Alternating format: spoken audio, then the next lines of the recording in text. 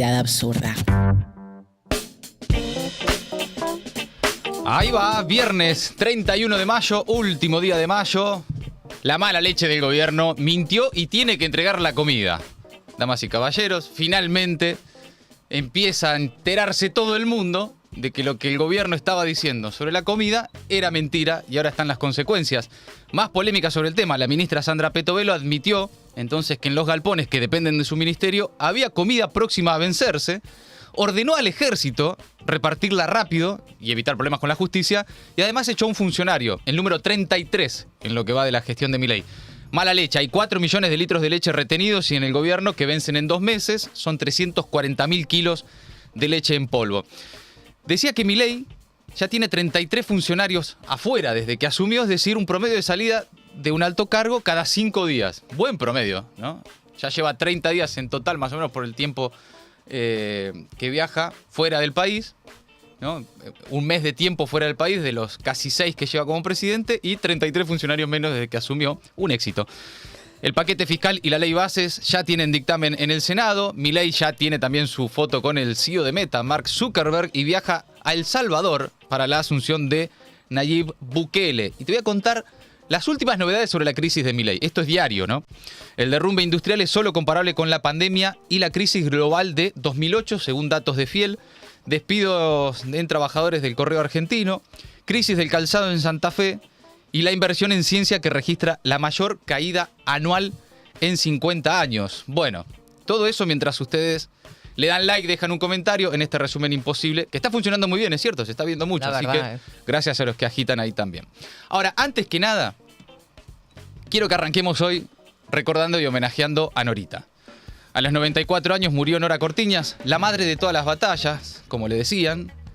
Lamentablemente murió sin saber qué hizo la dictadura con su hijo mayor, Carlos Gustavo Cortiñas. Nunca supo en qué centro clandestino estuvo su hijo, nunca supo cuánto tiempo permaneció encerrado, nunca supo ni siquiera cómo lo podrían haber asesinado, si es que lo asesinaron, nada.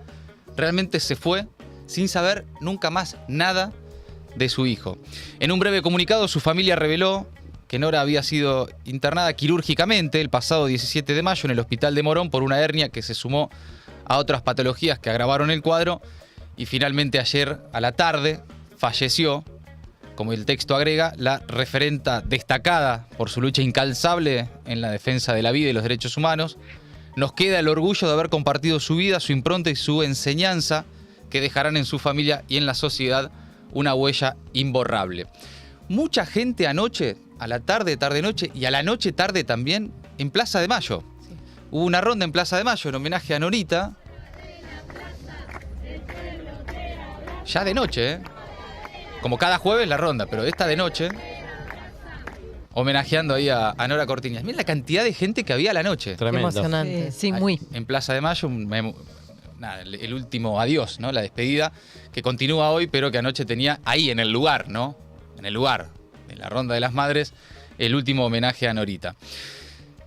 El mensaje de Abuelas de Plaza de Mayo: con profundo dolor despedimos a nuestra hermana de lucha, Nora Cortiñas, referente indiscutida del movimiento de derechos humanos en la Argentina. También el mensaje de Madres de Plaza de Mayo, una compañera que nunca dejó de marchar en la plaza cada jueves, como seguimos haciendo nosotras. También el mensaje de Hijos Capital, buscando a su hijo Gustavo, se hizo madre del pueblo. Traje de algunos organismos de derechos humanos, después hay mucha repercusión, por supuesto, de dirigentes políticos, sociales y demás.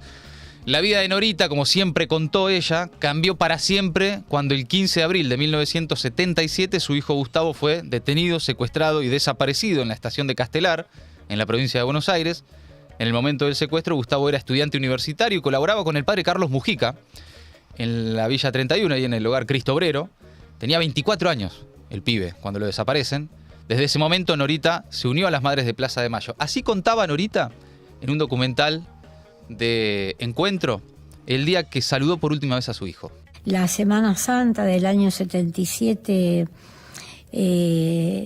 con ellos y con mis consuegros a Mar del Tuyú. El domingo de Pascua del 77 almorzamos todos, faltaba el hermano de Ana, que estaba preso, pero bueno, terminó el almuerzo, fuimos a despedirlos a la estación de micros y fue el último día que lo vi a Gustavo. Nos despedimos sin imaginar siquiera que esa era una despedida terrible, ¿no? Bueno, automáticamente Nora salió a buscarlo. La primera gestión la hizo en la Catedral de Morón, se acercó a los organismos de derechos humanos que ya estaban funcionando, como la Liga Argentina por los Derechos del Hombre y la Asamblea Permanente por los Derechos Humanos. Y así cuenta Norita cómo llegó al grupo de madres que se reunían en Plaza de Mayo. Esto fue en mayo de 1977. Y ahí en ese trajín ya trágico, ¿no? De la búsqueda. Me entero por un cuñado que tenía una vecina que era de un organismo de derechos humanos y le cuenta que en la Plaza de Mayo se habían empezado a reunir un grupo de madres que también iban a reclamar por sus hijos e hijas que habían sido secuestrados. La palabra desaparecido no estaba en nuestro vocabulario en ese momento. Desaparecido, no, fue detenido, fue llevado a un lugar que no sabemos dónde. Uno no podía pensar que no lo iba a ver más al hijo. Bueno, y cuenta la historia, entre muchísimas anécdotas de la vida de Norita, que en esos años, plena dictadura, en Mansión Seré se metió en un centro clandestino que funcionaba en Castelar.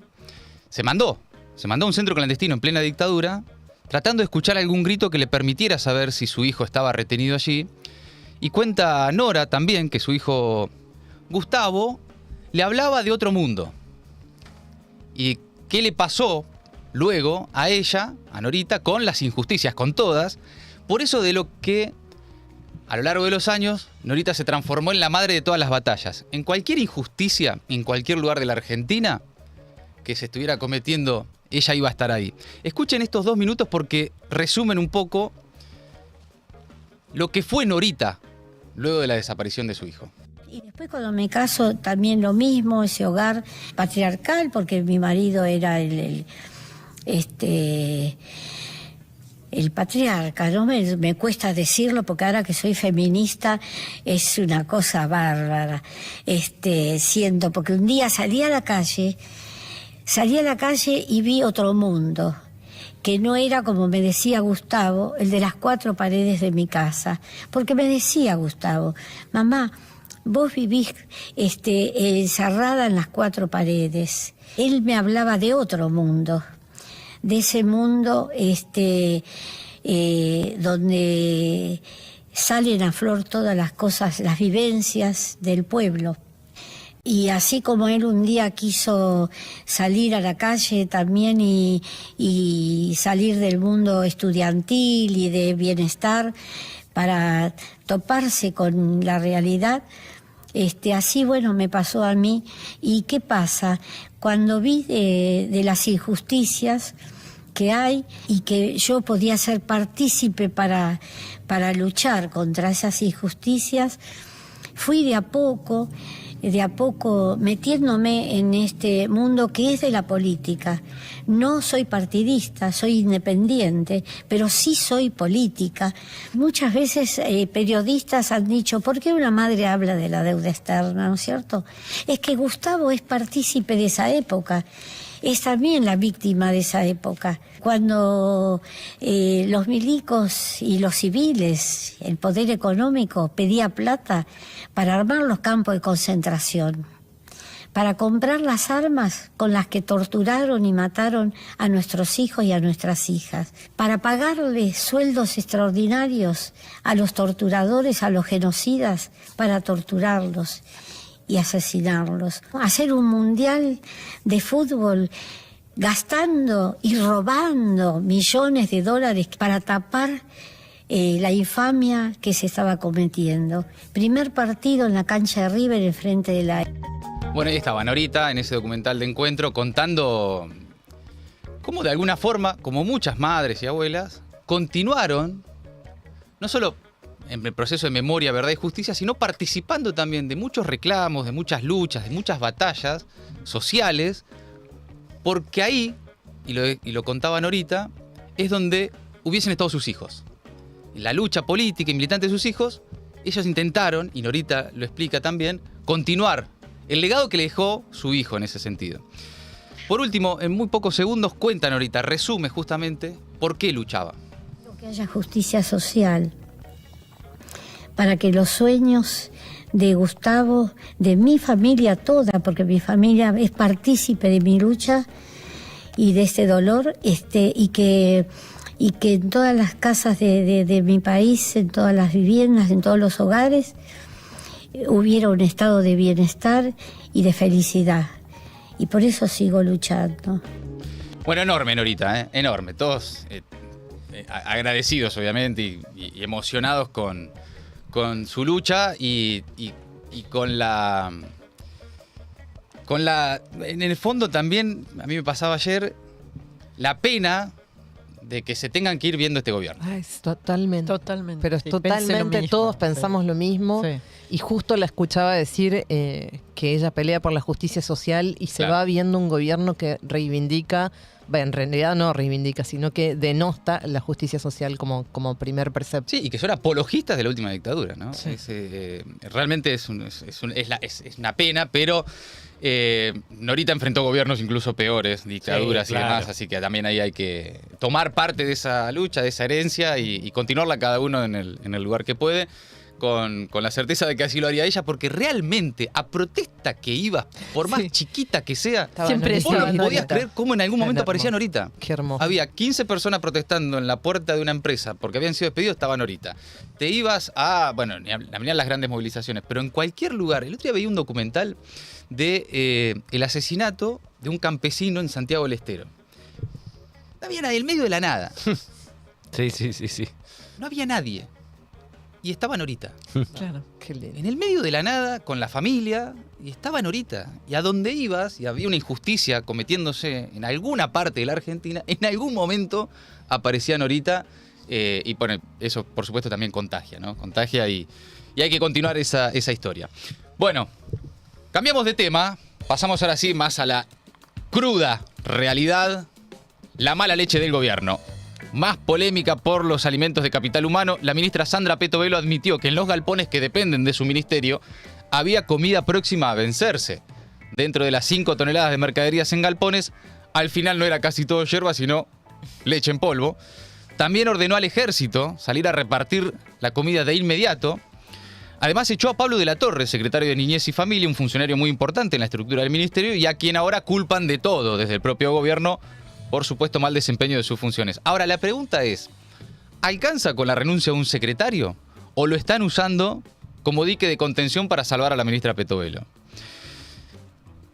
Esto confirma que el gobierno y sus voceros estaban mintiendo, que sí había alimentos, que sí estaban por vencer, especialmente miles de kilos de leche en polvo, que no era para situaciones de catástrofe, porque ahora la van a entregar, y que lo de las irregularidades y los supuestos comedores fantasmas era todo chamullo, porque ahora van rápido con el ejército a repartir comida, la que tenían guardada y sabían que tenían guardada, la que, sabiendo que la tenían guardada, apelaron a la justicia para no repartirla, hasta que se dieron cuenta que iban a tener problemas con la justicia y ahora salen.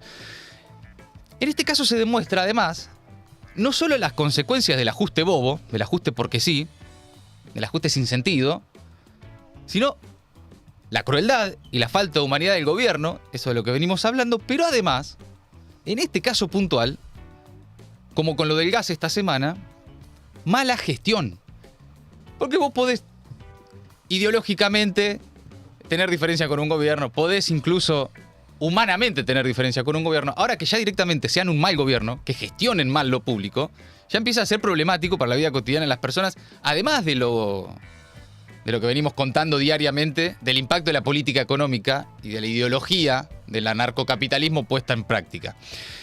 ¿Qué dirá ahora el vocero presidencial Manuel Adorni, que hace una semana dijo que los alimentos existían pero no estaban por vencerse, que no se repartían porque según el gobierno un buen porcentaje de esos comedores supuestamente eran truchos? ¿Y ahora? La funcionaria que se paseaba con paquetes de yerba por los canales, la funcionaria de la yerba, Sí. ¿no va a renunciar también?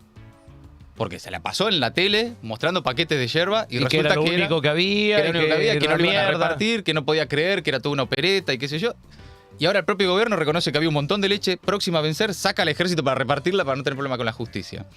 El pelado Trebuch, Majul, Rossi, toda esa banda de justificadores del canal oficial. Más allá de ahora reconocer que al final el Grabois tenía razón, ¿no tendrán en el fondo de su ser un poquito de vergüenza, al menos en privado, por haber operado tanto en contra, no de Grabois, no de las organizaciones, no de haber operado en contra de que se reparta comida a la gente que no come todos los días? Bueno, desde Estados Unidos, Milei dice que Peto Velo, lo acaba de publicar en Twitter, es la mejor ministra en el área social, sin lugar a dudas, desde el regreso de la democracia. Mira. Para que no quede ninguna duda, siempre todo es muy sí, Grandilocuente. con Milei. ¿Cómo será la peor, no? Si esta es la mejor. Bueno, la noticia publicada inicialmente por El Destape indica que el gobierno de Milei informó las fechas de vencimiento de los más de 5 millones de kilos de comida que retienen en los depósitos del ex Ministerio de Desarrollo Social. Hay 314.000 kilos de leche en polvo que vencen el 30 de julio, en 2 meses, perdón. Otros 30.240 kilos que vencen el 7 de julio.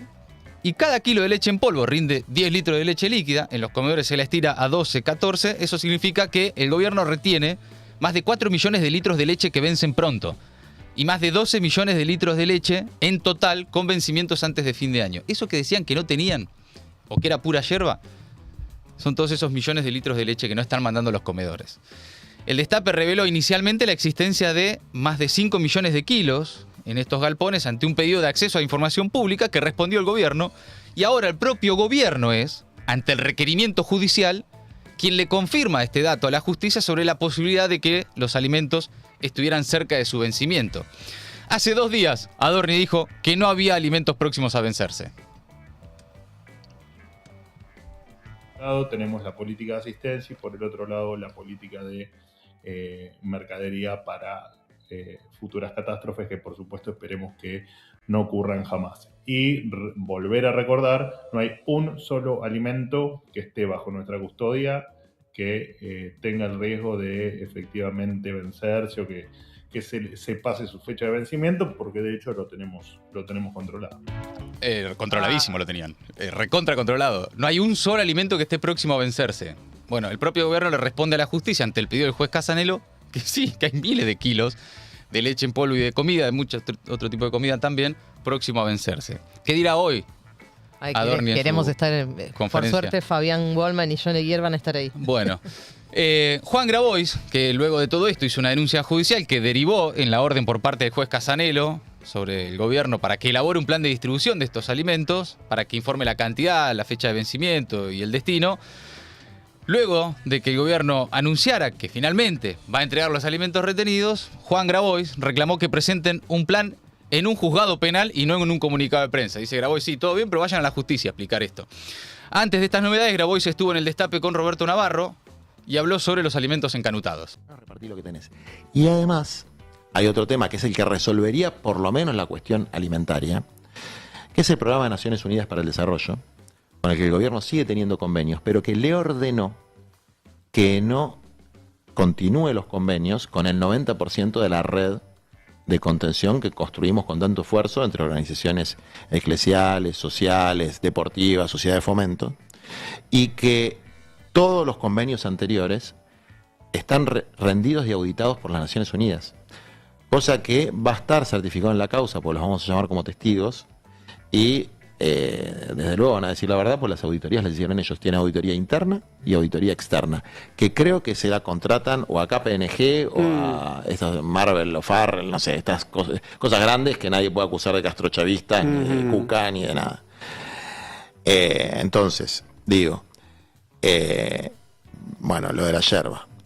Ya hubo alimentos que se vencieron. Arroz que se venció, arroz que venía con verdura que se venció. No sabemos cuántos kilos son, por eso yo no lo publiqué todavía, porque quiero tener la información exacta. Pero Bueno, y hay una novedad que habrá que ver qué sucede. Grabois dice que ya hay alimentos que vencieron. Veremos si efectivamente eso es así y si se puede demostrar en la justicia. Ya es otro panorama, ¿no? Ya es un problema mayor, incluso judicial, para el gobierno. Mirá cómo será el papelón. ¿Cómo será el papelón del gobierno? ¿Hasta dónde llega? Que tuvo que decir Pelado Trebuco anoche con Majul en La Nación Más ¿Qué? que Grabois tenía razón. ¡No! Te juro. Acá no la vieron en el gobierno. Opa. No la vieron en el gobierno. Upa. Yo tengo una denuncia contra Juan Grabois. Creo que vos también, Luis querido. Sí, ¿no? claro. O sea, No, con- él me denunció, creo Bueno, a mí que también. no le doy mucho. La Bueno, verdad que yo no le tampoco, doy. pero te digo, para que todos sí, entendamos claro. qué opinamos de Grabois. Sí, claro. Yo Ah, con sí. Grabois me voy a ver en tribunales en algún momento. No, Seguramente vos también. Sí, sí.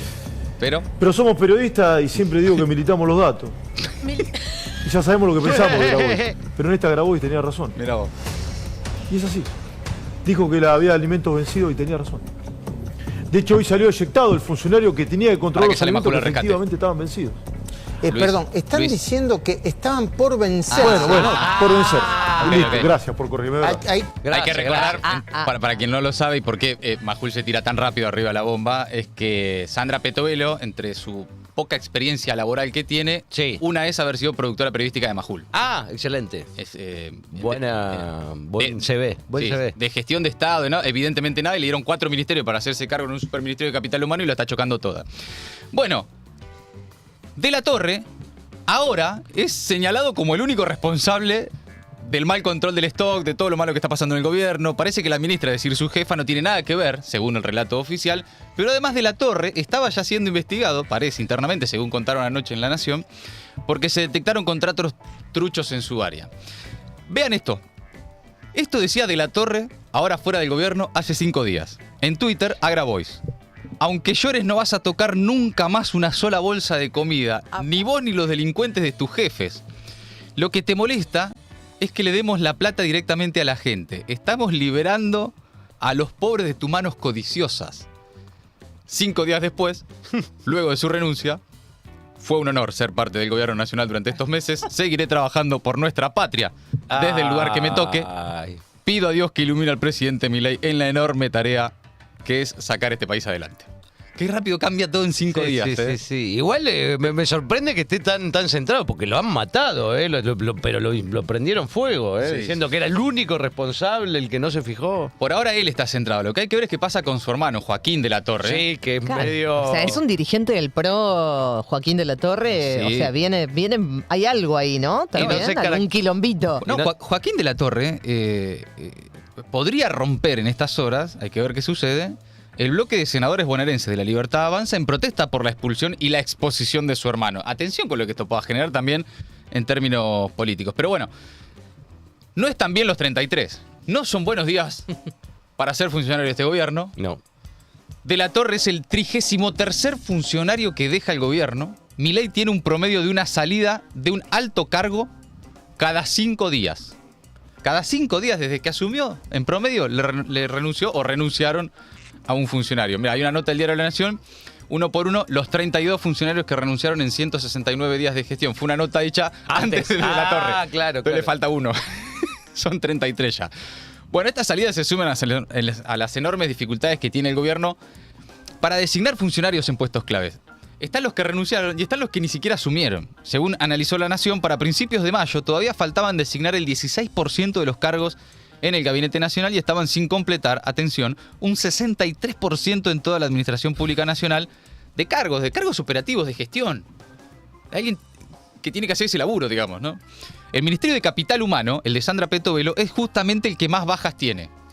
Y la sangría sigue porque la ministra dio parte a la Oficina Anticorrupción para que se investigue a De la Torre, a sus funcionarios. Se está queriendo sacar el quilombo de encima, obviamente, y trasladándoselo a los subordinados por haber supuestamente De la Torre contratado ñoquis, entre otras irregularidades, según informó anoche La Nación Más. Es decir, que todo el sector de la Torre, los que llegaron con De la Torre, incrementarían el número de funcionarios eyectados del gobierno. Afuera. Y veremos qué pasa políticamente, decíamos, con su hermano, un dirigente del PRO picante en la provincia de Buenos Aires, Joaquín de la Torre. Ex intendente de San Miguel. Exactamente, y que es ahora quien podría romper el bloque de senadores bonaerenses de la Libertad Avanza. Bueno, ay, qué rápido pasa todo, ¿no? Sí, ¿Se pero acuerdan cuando tremendo. arrancamos con el tema de la comida? Y todo lo que hicieron en el medio. Y mirá dónde están ahora. Saliendo Sí, con sí, los sí. militares a repartirla rápido antes de tener problemas en la justicia, ¿no? La importancia de haber expuesto también periodísticamente este tema Sí, sí. que tenía, digamos, la denuncia de Juan Grabois desde febrero y que no estaba avanzando también. No, el trabajo de Eril Jalad y el destape para revelar esta información con acceso a la información pública. ¿Viste?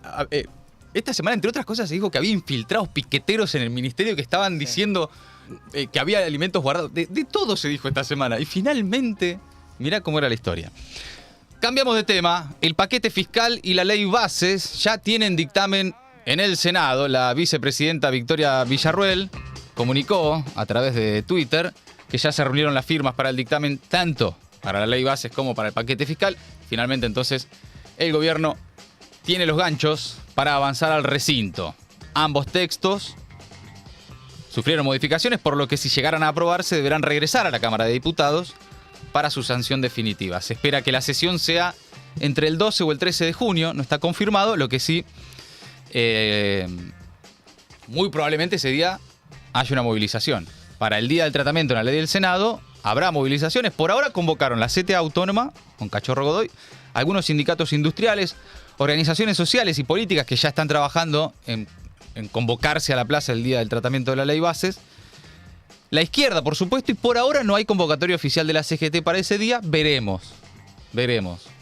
Sería importante, ¿no? En el momento del tratamiento de la ley bases, una buena plaza afuera. Lo había dicho Moyano el día del paro. Exacto. Bueno, entre otras cosas habló el senador Mariano Recalde, que explica qué le parece que todo el proceso de firmas, dice él, fue bastante oscuro y anticipa que están trabajando justamente para que haya una movilización el miércoles o jueves, en definitiva, cuando se trate la ley en el recinto del Senado. La gran pregunta es, ¿cómo es que no aparecían las firmas y después aparecieron? Es todo sospechoso, todo oscuro, todo detrás, pero literal, detrás de bambalinas. Sí. Se iban atrás, vieron que hay como Los cortinados. un cortinado, Sí. se iban todo el tiempo atrás a discutir, a negociar. Y de repente a la noche empezaron a circular las versiones de que firmaron, no sabemos Sí. qué. Ese es otro tema, ¿no? Porque dicen que hicieron modificaciones y no sabemos cuáles son. De hecho, yo pregunté, pedí que leyeran un par de artículos, particularmente del tema laboral que me interesaba. Me leyeron cómo iba a quedar y después nos enteramos que no era de esa manera. La verdad, bastante oscuro, como toda ley que va en contra de la gente, ¿no? Bueno. Aún así, me parece que logramos, con estas discusiones y con el tiempo que ganamos, abrir un debate y que la gente conozca un poco más Sí. la ley. Y a medida que la gente sabe de qué se trata, va generando más rechazo en la sociedad. ¿Se está pensando en alguna movilización? Sí, estamos recorriendo. Nosotros, en mi caso, en la ciudad, compañeros en la provincia, he hablado con dirigentes sindicales, ya están haciendo asambleas. Todos los sectores están convocando para, todavía sin fecha, porque no hay fecha, pero muy probablemente sea el miércoles que viene. Sí.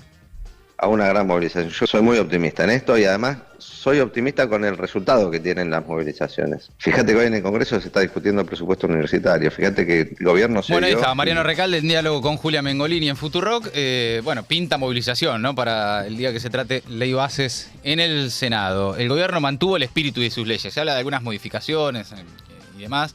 En definitiva, la fuerte desregulación de la economía y la posibilidad de profundizar en el achicamiento del Estado en todo sentido. El Sí, la intención. El sueño húmedo de Sturzenegger. Sí. Eso está.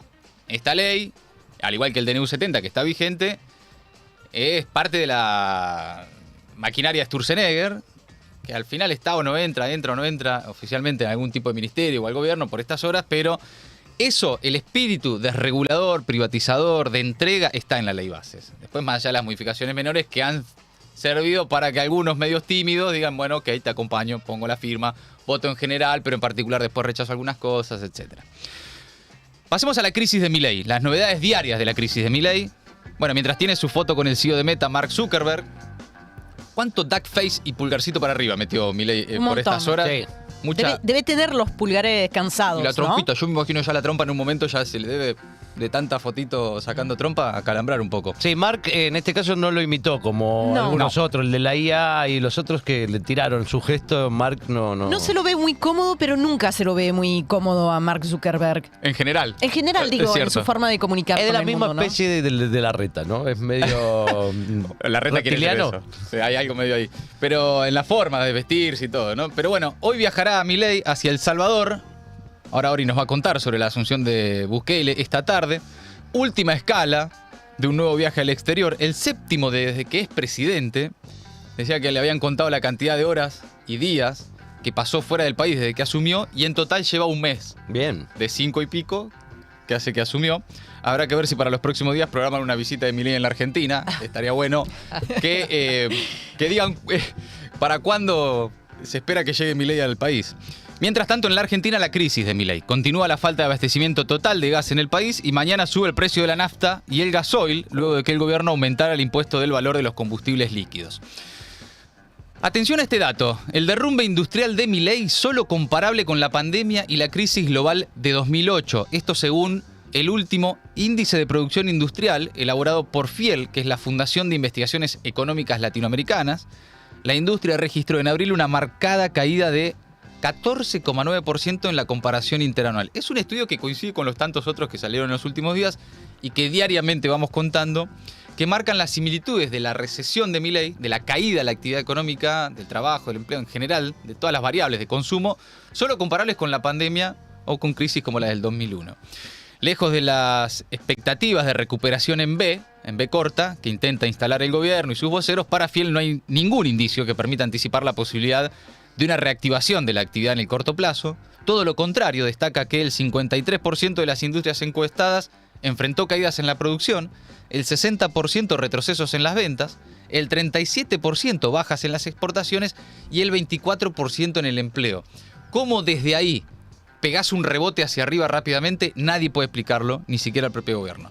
Para tomar noción del proceso recesivo en que se encuentra la Argentina de Milei, basta con observar el cuadro con los valores del IPI de los últimos 30 años, luego del repunte tras la crisis que representó la salida de la convertibilidad en 2003, el actual derrumbe fabril de las fábricas en la Argentina solo es comparable con el provocado por la crisis financiera global de 2008, el crack de Lehman Brothers y todos aquellos bancos que luego salió el Estado a salvar, y los meses más duros de la pandemia. Esta es toda de Milei, ¿eh? Esta sí que es toda de Milei. Y buscada además, porque él lo reivindica. Es parte del proceso de ajuste, el ajuste más grande de la historia de la humanidad, según describen. Vean este momento. Despidos en el correo argentino, lo veníamos contando, cómo en distintos pueblos, ciudades y en distintas provincias se está vaciando el correo argentino rumbo a su privatización según la intención del gobierno. Así se despidió Rogelio V, uno de los empleados que se quedó sin trabajo luego de que el gobierno de Milei cerrara la oficina del correo argentino en Chubut. Es muy visual, pero yo les cuento. Sale el tipo, cierra la oficina, entrega la llave, vestido como trabajador del correo argentino, y los vecinos del pueblo y sus compañeros que lo aplaudan, ¿no? Agarra su bicicleta, me destruye, y se va llorando de su puesto de trabajo. Un hombre grande, ¿no? Tremendo. Un hombre grande. Ay, por favor. Sí, le faltaban meses para jubilarse, una locura. Y se va con su campera de correo argentino, ¿no? Y el carrito donde hacía sus trabajos. Luego habló con Radio Con Voz, Rogelio, y dijo, sacó números, cuentas, de cómo incluso él mismo pagaba cosas del lugar donde trabajaba, y que no entiende de qué ajuste está hablando el gobierno. ¿Y cuánto se ahorra el Estado Nacional por la oficina, por tu sueldo? Digo, ¿cuánto le costaba al gobierno nacional lo que era la oficina de Hueljaina? Y mira, eso es un punto muy... No se entiende, por eso no entiendo cuando dicen la motosierra y el achique. ¿Qué achique? ¿De qué achique me estás hablando? Si yo de mi bolsillo, de mi sueldo, sacaba para pagar la luz, sacaba para pagar los artículos de limpieza, sacaba para los artículos de librería, me compraba la leña para calefaccionar el edificio. ¿Desde cuándo hacías eso? Desde que el primer día que entré. Por eso no entiendo de qué achique me hablas. O sea, vos hace 28 años que pagás un montón de cosas que hacen a la vida de la posta. Sí, tal cual, exactamente. Claro, ¿no? La explicación de en qué estás ajustando acá, ¿no? Es el ajuste bobo del que venimos hablando. Ahora, hay una explicación no fiscal de este tipo de ajustes. Acá lo que está haciendo el gobierno, como se hizo durante los 90, es vaciar las empresas que luego va a privatizar para que a los empresarios que las van a comprar les salgan más baratas y tengan menos gente. Entonces no sean después los empresarios que toman esas empresas los que tienen que indemnizar a la gente que despide. Pero el Estado se hace cargo de esas indemnizaciones, paga, despide, se encarga de vaciar, en este caso el correo argentino, para después entregársela limpia, vacía, sin costos a un empresario. No vaya a ser cosa que encima el Correo Argentino lo agarre a Urnequian, ¿no? No vaya a ser cosa. A Urnequian, Corporación América, ex jefe de Milei, quien ha puesto una enorme cantidad de funcionarios en el gobierno, desde el presidente hasta Pose, el salido Pose, Francos, etcétera, ¿no? No sea cosa que encima están vaciando el Correo Argentino para dárselo a Urnequian. Yo imagino que no. Pero bueno, veremos más adelante qué sucede. Este miércoles La Nación Más mandó un cronista al tren Roca, que circulaba, como contamos, a solo 30 kilómetros por hora como medida de protesta. ¿A qué fueron? A buscar pasajeros que putearan a los sindicatos. Claro. Qué barbaridad. Está tardando el tren, claro. Los trenes, como puede ser, que con los sindicatos, con lo que se gasta, con la tuya y qué sé yo, hay que privatizarlos, ¿no? Sí. Bueno, sorpresa, se encontró el móvil de La Nación Más con laburantes hartos de Milei y una mujer con conciencia de clase que descolocó en vivo a Pelado Trebuch. ¿Cómo te va? ¿Cómo te va? Buenas tardes. ¿Hacia dónde viajas? Hasta Claypole. Claypole también, igual que Miriam. ¿Tu nombre? Marina. Marina. Bueno, ¿qué opinas de la medida de fuerza? ¿Te está afectando en algún sentido? No, que está bien. Todo lo que sea a favor del trabajador está perfecto. No tengo... O sea, nos va a afectar a todos, pero bueno, se trata de eso. Estoy a favor de todo lo que sea protesta y que sea una injusticia para los trabajadores. Está perfecto. ¿Que te afecte directamente en el transporte? Hoy quizás fue bastante demora. Es parte de lo que tenemos que pasar. ¿Qué va a ser? Si no estamos todos unidos en esta situación en la que estamos pasando todos, no salimos adelante. Porque si uno tira para un lado, otro para otro, somos todos trabajadores. Porque un día me puede tocar a mí y voy a querer que me apoyen. Bueno, ¿de qué laburas a favor y en contra, Esteban? En este caso también a Claypole me decía. Sí. ¿De qué trabajas? Me pregunta el Pelado Trebuch. Empleada doméstica. Y el Pelado Trebuch pregunta, esperando que la mina diga, no, en un municipio. Como para alimentar, ¿no? La idea de... Es trabajadora del Estado. doméstica. Y era trabajadora doméstica. Sí. Adentro. Vi otro compilado de que se ve que lleva el mismo móvil, donde hay un par que le contestan medio en ese sentido, no tan claro por ahí como la señora esta, pero cuando vuelve al piso dice, mucho progresista viajando hoy en tren. Sí, el progresismo es muy de viajar en tren, Pelado. Es así. Bueno, última sobre la crisis de Milei. Tapa del diario La Capital de Rosario. 60 fábricas de calzados están en jaque en Santa Fe por la caída del consumo y por lo tanto sus trabajadores. La industria del calzado es uno de los sectores más afectados por la fuerte caída del consumo. Este sector, que tiene en Santa Fe uno de los 3 polos de producción más importantes del país, vio caer las ventas entre 40 y 70% según el segmento. El escenario presenta algunos matices y se trata de calzado de dama, de hombre, de seguridad, deportivo, etcétera, pero todos los segmentos están castigados por una fuerte recesión. Ni siquiera la llegada del invierno logró dinamizar el consumo. Si bien se registró algún tipo de movimiento en busca de calzado de abrigo, ese tipo de cosas, el nivel de ventas no se acercó a lo habitual para la época.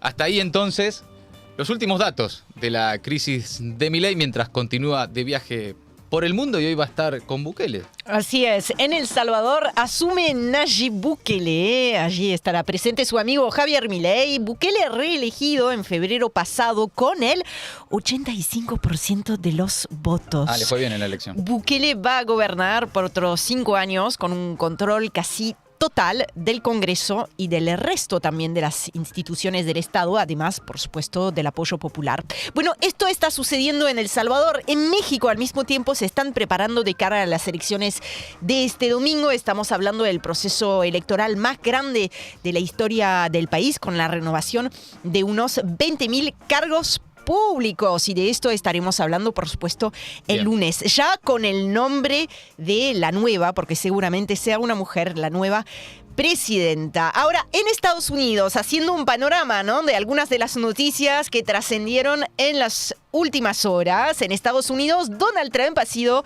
encontrado, ha sido declarado culpable de todos los cargos presentados en su contra en el caso Stormy Daniels, que refiere al pago en negro a una actriz porno a cambio de su silencio. ¿Se acuerdan de la historia? Bueno, y de ese modo, Trump se convierte en el primer expresidente de Estados Unidos condenado en un juicio penal. De esto vamos condenado. Condenado.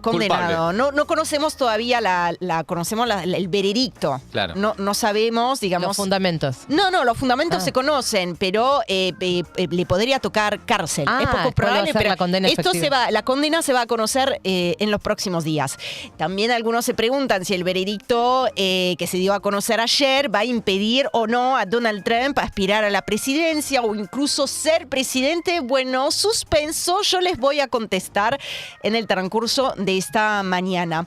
Y quisiera terminar este resumen imposible hablando, por supuesto, de Gaza, ¿no? De la Franja de Gaza, porque empezó la semana con la noticia de una masacre en Rafah y pese a la indignación que provocó a nivel global con muchas movilizaciones en distintos puntos del globo y pese a las condenas de la comunidad internacional que quedaron en palabras, hay que decirlo, ¿no? No se trasladaron a ninguna medida concreta. Bueno, nada cambió. Empezamos indignados y llorando por los muertos en Gaza y terminamos de la misma manera. Benjamin Netanyahu, por su parte el primer ministro israelí, dio a conocer nuevamente su visión de lo que está sucediendo allí en una entrevista con LCI, que es un medio francés, lo que llevó a cientos de personas a movilizarse en las cercanías de ese canal de televisión en rechazo a esa iniciativa, considerando que es una forma de divulgar su propaganda. Bueno, Netanyahu repitió la posición oficial sobre la operación militar israelí en Gaza cuando les decía que nada cambió.